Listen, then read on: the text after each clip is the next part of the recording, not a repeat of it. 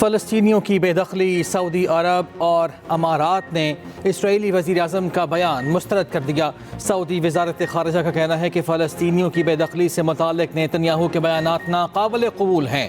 फ़लस्तीनी आवाम को अपनी सरज़मीन पर रहने का हक़ हासिल है। फ़लस्तीनी बैरून मुल्क से आने वाले गैर मुल्की काबिज़ या तारिकीन वतन नहीं।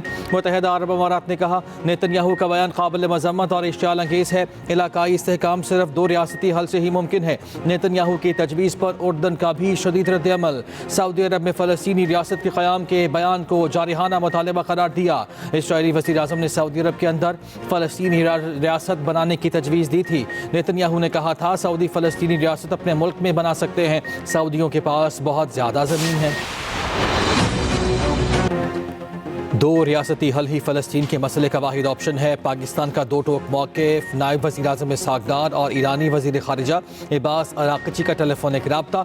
मशरिक़ वस्ता की सूरत हाल और गज़ा में फ़लस्तीनियों की हालत ज़ार पर तबादला ख़याल। खुद मुख्तार फ़लस्तीनी रियासत के क़याम की हिमायत का इरादा। तर्जुमान दफ्तर ख़ारिजा के मुताबिक नायब वज़ीर-ए-आज़म ने गज़ा के आवाम को बेघर करने की तजवीज़ को इंतहाई परेशान कुन और गैर मुनसिफ़ाना करार दिया। इसहाक़ डार ने कहा, फ़लस्तीनी सरज़मीन फ़लस्तीनी आवाम की है। सलामती काउंसिल की करारदादों के मुताबिक 2 रियासती हल ही वाहिद काबिल अमल और मुनसिफाना ऑप्शन है।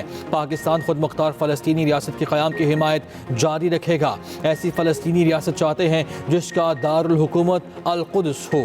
इसहाक़ डार की OIC वज़राए ख़ारिजा का गैर मामूली इजलास बुलाने की भी हिमायत।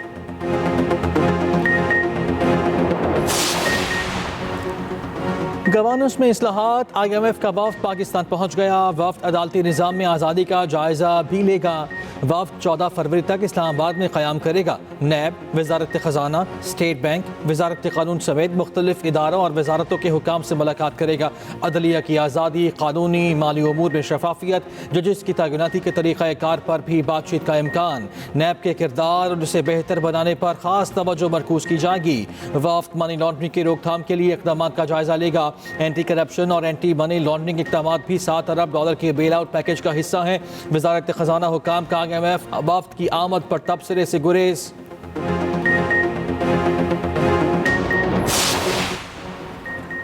किसी रेगुलर बेंच के पास आइन की तशरीह का इख्तियार नहीं। कवानीन के आइनी होने या ना होने का जायजा सिर्फ आइनी बेंच ले सकता है। सुप्रीम कोर्ट बेंचेस के इख्तियारात केस में जस्टिस मोहम्मद अली मज़हर का नोट।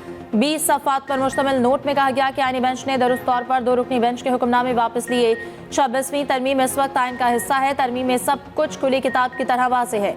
हम इस तरमीम पर आंखें और कान बंद नहीं कर सकते। ये दुरुस्त है कि तरमीम चैलेंज हो चुकी और फरीकैन को नोटिस भी जारी हो चुके। केस फुल कोर्ट में भेजने की दरख्वास्त का मैरिट्स पर फैसला होगा। 26वीं तरमीम को पार्लियामेंट या सुप्रीम कोर्ट फैसला ही खत्म कर सकती है। जब तक ऐसा हो नहीं जाता, मामलात इस तरमीम के तहत ही चलेंगे। आइन की तशरीह कम अज कम 5 रुकनी आइनी बेंच ही कर सकता है।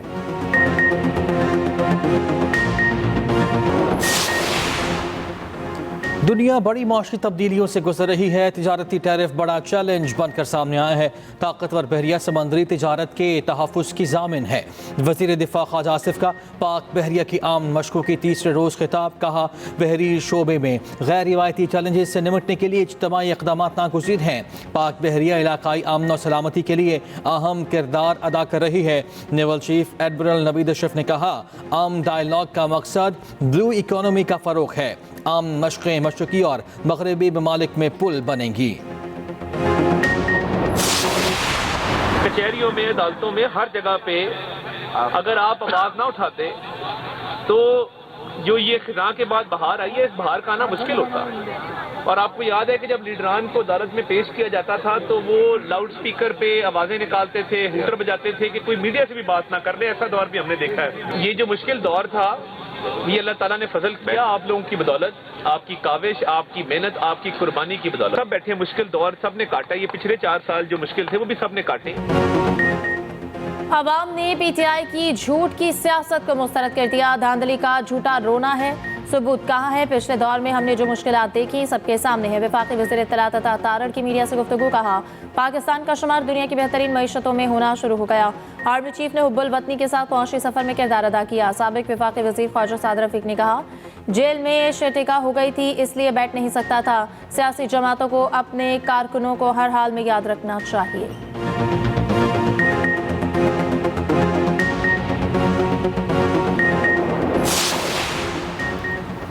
अवाम हकीकी आज़ादी के लिए बानी PTI के शाना बशाना खड़े हैं।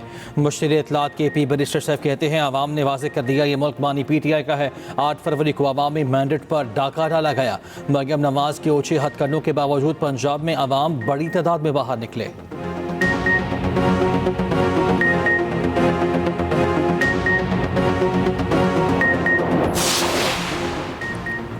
KP ने भी बानी PTI की इंतशार की सियासत को मुस्तरद कर दिया। वज़ीर इत्तलात पंजाब अस्मा बुखारी कहती हैं कि जुनैद अकबर अपने पहले इम्तिहान में ही बुरी तरह फेल हो गए। सरकारी मुलाजमीन के बावजूद भी 5000 बंदे इकट्ठे नहीं कर सके।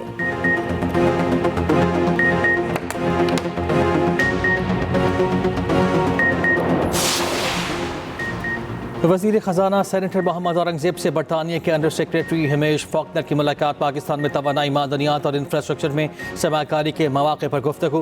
वज़ीर ख़जाना का बाहमी एतमाद और शराकतदारी पर मबनी ताल्लुकात का इयादा। दो तरफ़ा ताल्लुकात को मज़ीद मुस्तहकम और पायदार बनाने की ख्वाहिश का इज़हार। बाहमी ताल्लुकात के फ़रोग़ में अवामी राब्तों और पाकिस्तानी तारिकीन वतन के किरदार को भी सराहा।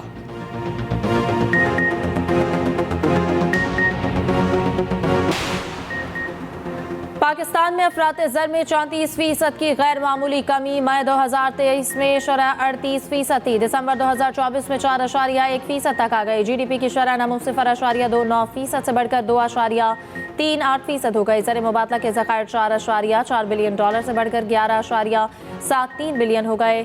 मशल पाकिस्तान ने पाकिस्तान रिफॉर्म्स रिपोर्ट 2025 जारी कर दिया। 11 महीनों में नाफिज 120 से ज़्यादा इस्लाहात का तफसीली तज्ज़िया। 1.5 लाख वफाकी मुलाजमतों में कमी करके अखराजात कम किए गए। हुकूमती बोर्ड्स में 33% ख्वातीन की नुमाइंदगी को लाज़मी करार दिया गया। तंजीम के CEO आमिर जहांगीर का कहना है कि Pakistan reforms report governance reforms में मालूमाती खला को पुर करने के लिए तैयार की गई।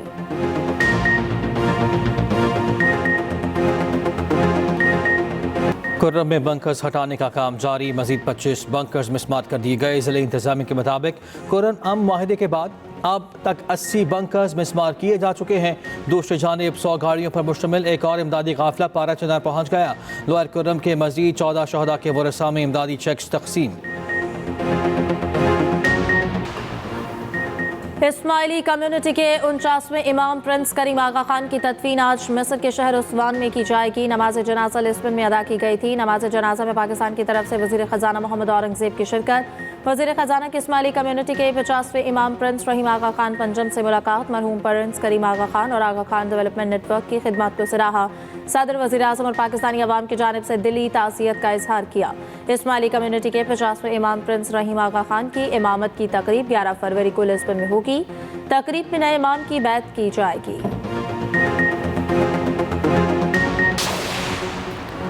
पंजाब धीरानी प्रोग्राम का दूसरा मरहला। मजीद 1500 इज्तमाई शादियों के लिए दरखास्त वसूली शुरू। दरखास्तें CM पंजाब ऑनलाइन पोर्टल पर जमा कराई जा सकती हैं। वज़ीर आला मरियम नवाज का कहना है कि बेटियों के सर पर दस्ते शफ़क़त रखना पंजाब की रीत है। नादार और महरूम मईशत तबक़ात का एहसास हुकूमत की जिम्मेदारी है।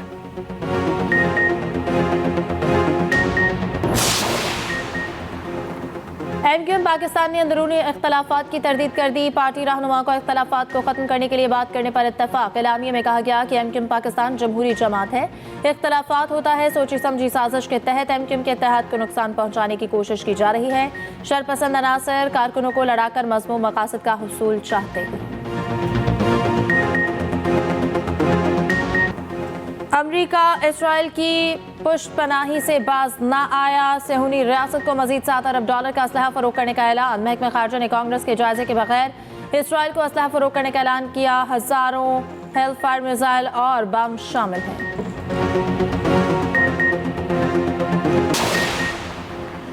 अमरीकी अदालत ने एलन मस्क को हुकूमती निज़ाम तक रसाई से रोक दिया। जज पॉल एंजल मेयर ने कहा हुकूमती निज़ाम से मुतालिक मालूमात अफशा होने का खदशा है। डेमोक्रेटिक अटॉर्नी जनरल ने एलन मस्क की टीम के खिलाफ मुकदमा दायर किया था। एलन मस्क ने अदालती फैसले को पागलपन करार दे दिया।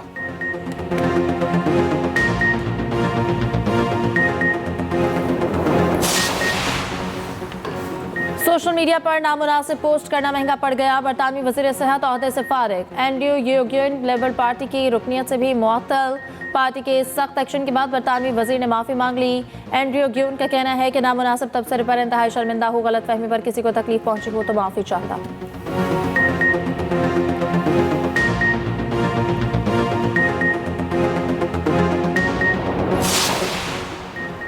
27 साल बाद दिल्ली से आम आदमी पार्टी का सफाया। शिकस्त के बाद नई दिल्ली की वजीर आला आतिशी मार्लिना ने इस्तीफा दे दिया। बीजेपी ने रियासती असम्बली की 70 में से 48 नशस्तें जीत लीं। अरविंद केजरीवाल अपनी रिवायती नशस्त भी हार गए।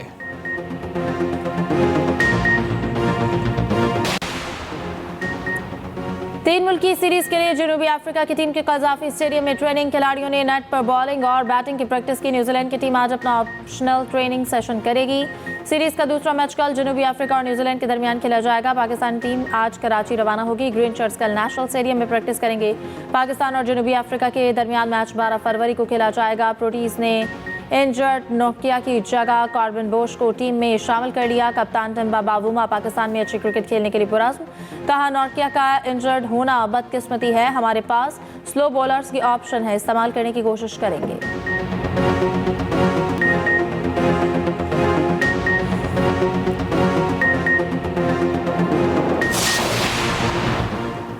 लाहौर में हॉर्स एंड कैटल शो का मेला आज से लगेगा। तैयारियां अरूज पर। हॉर्स एंड कैटल शो में 70 बैन अल-अक़वामी टीमें हिस्सा लेंगी। नेज़ाबाजी, तीरंदाजी और पोलो के मुकाबले भी होंगे। वज़ीर आज़म शहबाज शरीफ इफ्तिताही तकरीब के मेहमान खुसूसी होंगे।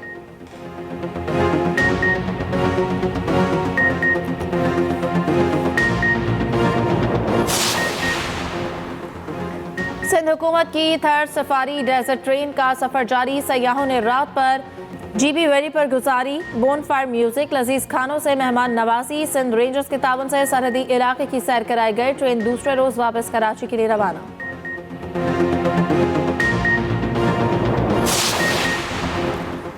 कराची में लिटरेरी फेस्टिवल का आज आखिरी रोज। मुख्तलिफ मौज़ूआत पर सेशन। MQM के सेनेटर फैसल सब्जवारी ने कहा, बदकिस्मती से हमारे सियासी लीडर्स और कारकुनान बदतमीज़ लोगों को पसंद करते हैं। हर जमात में मजाक उड़ाने वालों की मकबूलियत ज़्यादा होती है। मेयर कराची मुर्तज़ा वहाब ने कहा, कराची में पानी बेचने वाले माफिया को ख़त्म करना चाहता हूँ।